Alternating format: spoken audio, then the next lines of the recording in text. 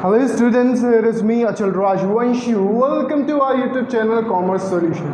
Students, as you know that हम 11th class के business कर रहे हैं और आज हम कर रहे हैं ऑब्जेक्टिव्स ऑफ बिजनेस कि क्या क्या ऑब्जेक्टिव्स होते हैं या क्या क्या मकसद होता है एक बिजनेस का। सही है।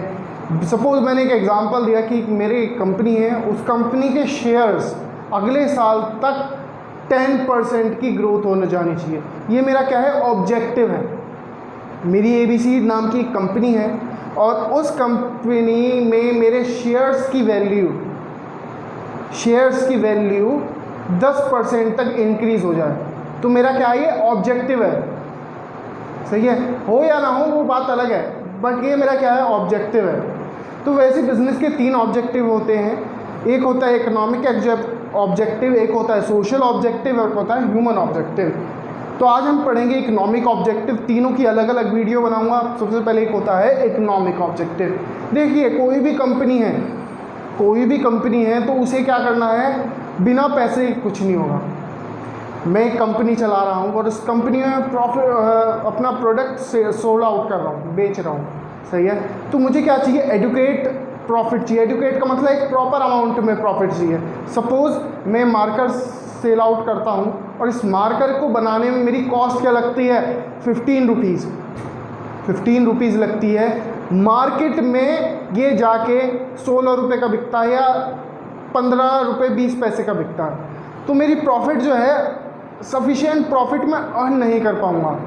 अगर सफिशिएंट प्रॉफिट मैं अर्न नहीं कर पाऊँगा, यानी कि मैं प्रॉफिट जो है इतना अर्न नहीं कर पाऊँगा कि मैं अपनी रिक्वायरमेंट पूरी कर सकूँ, तो मेरा बिज़नेस चलाने का कोई फ़ायदा ही नहीं है। तो एटलीस्ट सफिशिएंट प्रॉफिट कर पाऊँ, यानी कि 15 रुपये का मार्कर है तो 17 रुपये में बिक जाए मेरा ये मार्कर। एटलीस्ट 17 रुपये में बिकेगा मेरा मार्कर, तो सफिशिएंट प्रॉफिट होगा। अगर सफिशिएंट प्रॉफिट होगा तो मैं अपना बिज़नेस लॉन्ग रन में ले जा पाऊँगा। लॉन्ग रन का मतलब for a long period of time तक मैं अपने बिज़नेस को कंटिन्यू कर पाऊँगा। अगर प्रॉफिट ही नहीं अर्न होगा तो मैं अपने बिज़नेस को नहीं चला पाऊँगा। तो प्रॉफिट क्या है, एक मेन चीज़ पढ़ लेते हैं क्या होता है। Profit provides the means of livelihood for entrepreneur. Livelihood का मतलब एक एंटरप्रेन्योर के लिए लाइवलीहुड क्या होता है, पैसा, प्रॉफिट होता है। अगर वो बिज़नेस से प्रॉफिट नहीं कमाएगा तो एंटरप्रेन्योर ही नहीं है। लाइवलीहुड का मतलब ज़िंदगी देता है। कौन देता है, profit. And reward for bearing the business. देखिए, जितना हम रिस्क बियर करेंगे एक बिज़नेस में, ज़्यादा रिस्क बियर करेंगे। ज़्यादा रिस्क का मतलब, अगर मैं एक बिज़नेस में 1 करोड़ रुपए लगा रहा हूँ, 1 करोड़ रुपीज़, तो वहाँ पे मैं ये देखता हूँ कि उस बिज़नेस में जब मैंने 1 करोड़ रुपीज़ लगाया है तो मेरा डूब भी सकता है पैसा, या उसकी अच्छी खासी ग्रोथ भी हो सकती है। पर रिस्क है ना, यहाँ पे जितना आप ज़्यादा रिस्क बियर करेंगे उतना ही आपको रिवॉर्ड क्या मिलेगा, अच्छा मिलेगा। तो हमेशा आपको रिवॉर्ड मिलता है फॉर बियरिंग द रिस्क। पर हमें क्या चाहिए, सफिशिएंट प्रॉफिट चाहिए। सफिशिएंट प्रॉफिट का मतलब अच्छा खासा प्रॉफिट चाहिए जिससे हम अपने बिज़नेस की ग्रोथ कर सकें। अगर हमारा इतना प्रॉफिट नहीं हो पा रहा तो हम बिज़नेस नहीं रन कर पाएंगे। सेकेंड पॉइंट आ जाता है आपका सर्वाइवल। हर एक बिज़नेस को क्या चाहिए, सर्वाइवल का मतलब अब आने वाले टाइम में हर बिज़नेस को क्या चाहिए, एक सर्वाइवल चाहिए कि वो लॉन्ग टाइम तक मार्केट में जमा रहे। एक कंपनी है और उस कंपनी को प्रॉफिट के साथ साथ चाहती है कि मेरा बिज़नेस 10 साल चले, 20 साल चले। जो बिज़नेस 10 या 20 साल से ज़्यादा चलता है वो क्या बन जाता है, ब्रांड बन जाता है। आपने देखा होगा जो रेमंड्स हैं, रेमंड, ये ब्रांड कैसे बना, ये ब्रांड जब ही तो बना जब इसने अपने 100 ईयर्स पूरे कर लिए। तो ऐसा ही होता है, जो भी बिज़नेस ज़्यादा कंटिन्यू लॉन्ग टाइम तक रहता है तो वो एक ब्रांड बन जाता है। तो हर एक बिज़नेस क्या चाहता है कि मेरा जो बिज़नेस है वो लॉन्ग टाइम तक सर्वाइव करे। और लॉन्ग टाइम तक कैसे सर्वाइव करेगा, जब उसके पास एडुकेट प्रॉफिट आएगा। जब उसके पास एडुकेट या सफिशिएंट प्रॉफिट आएगा जब भी तो वो कर पाएगा। Every business aim to ensure and continue the survive and exist in a future. हर बिजनेस क्या चाहता है, सर्वाइव करना चाहता है और exist in future.